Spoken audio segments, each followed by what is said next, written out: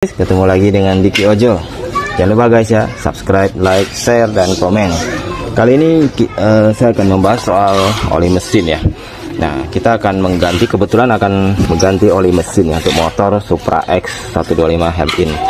Sebenarnya Supra X sama ya, nah, Supra X 125 dengan Hem-In sama ya.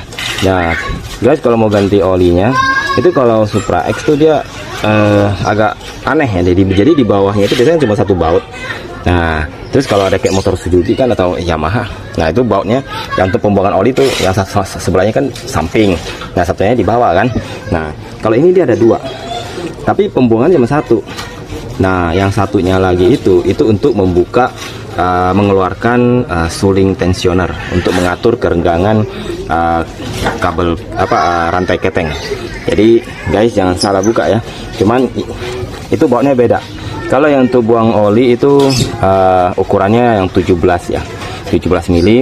Kalau yang untuk suling tensionernya itu untuk 14 mili. Jadi gampang. Jadi lebih besar bautnya yang untuk buang pembuangan oli ya. Nah, cuman kalau untuk bagi yang baru pertama kali sudah terlanjur kebuka, nah mungkin saat ini dia kebuka ya kan, nah, sulingnya keluar ya kan, terus dia masukin lagi kunci, gampang memang, tinggal dimasukin, ada peret dimasukin, dia kunci lagi. Nah, setelah dia ganti oli, nah dia nyalain motor, krek pasti bunyi. Nah, kenapa bunyi? Nggak usah khawatir guys ya, itu tinggal nanti matiin, terus di starter pakai kickstarter ya, di engkol dan dinyalain motor. Nanti dalam rentang waktu tertentu dia akan suaranya akan hilang ya. Karena kenapa? Itu suling tensioner itu dia akan harus kemasukan oli. Dia kemasukan oli kan, dia ada lubang-lubangnya, kemasukan oli, nanti lama-lama dia akan mengeras dan dia tidak bisa di naik turun. Nah, udah rantai tensionernya udah mulai lancar lagi, bagus. Nah, jadi ingat guys ya, kalau bagi yang baru pertama kali ganti oli untuk motor Supra, kadang bisa salah ya, salah buka dengan kunci ukuran 14, kebuka ya. Jadi gampang sih, tinggal nyalain motor ya, pakai kickstarter. Kenapa harus pakai kickstarter? Karena di saat kickstarternya itu di engkol, itu ada gejolak oli berputar, engkolnya itu ada putar. Jadi kita harap oli itu kelempar ke dalam sulingnya, itu tetap dia akan masuk ke suling itu.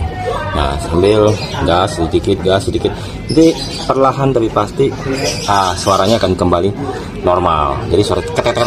Nah, jadi nggak usah panik guys ya, nggak usah panik, itu memang efeknya seperti itu ya. Nah, terus sekarang kita buka dulu olinya. Oke, kita sudah buang olinya. Nah, ingat guys ya, kalau oli itu sebenarnya ada orang berpikiran sekali isi oli, ganti oli, udah sampai nanti penggantian berikutnya baru dia ganti lagi ya. Kalau untuk yang pemakaian biasa seperti ibu-ibu hanya ke pasar nganterin anak, itu biasa ya. Terus kalau untuk yang hanya ke kantor tuh, tempat kerja hanya sekitar 7-8 kilo pulang lagi, besok 7-8 kilo pulang lagi, itu nggak apa-apa, oli nggak bisa berkurang. Tapi kalau untuk yang pemakaian ekstrim seperti saya sendiri ya, ojol ya, sehari itu bisa lari sampai minimal tuh 70-80 kilo sehari ya, 70-80 kilo sehari.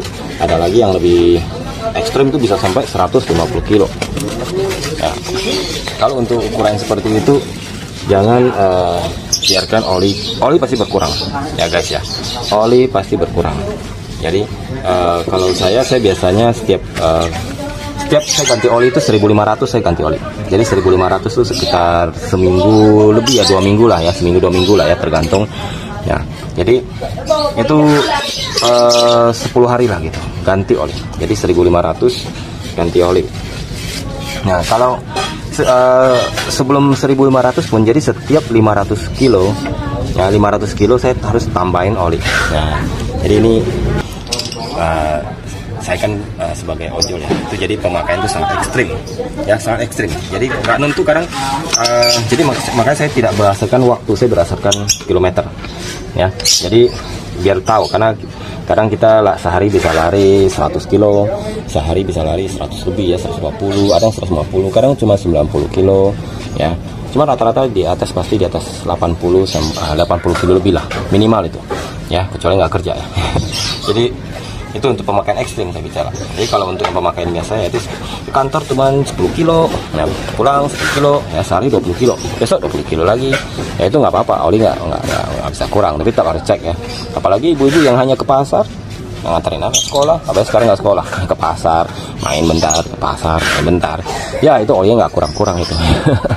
Itu nggak usah khawatir ya, karena bagaimanapun di dalam mesin bukan karena oli bocor, mesin ini kan panas ya. Saat nyala, apalagi kita ojol kan nggak berhenti ya, non-stop tuh jalan terus tuh non-stop, sehari itu 8 jam 10 jam hanya makan siang ya, terus nunggu order, itu mesin panas. Nah mesin panas itu kena oli, panasnya bukan panas 30 derajat, enggak, panasnya itu bisa ya guys, bisa tahu ya, mesin nggak usah dikasih tahu deh, kena kaki aja melepuh ya, berarti dia di atas 70 derajat.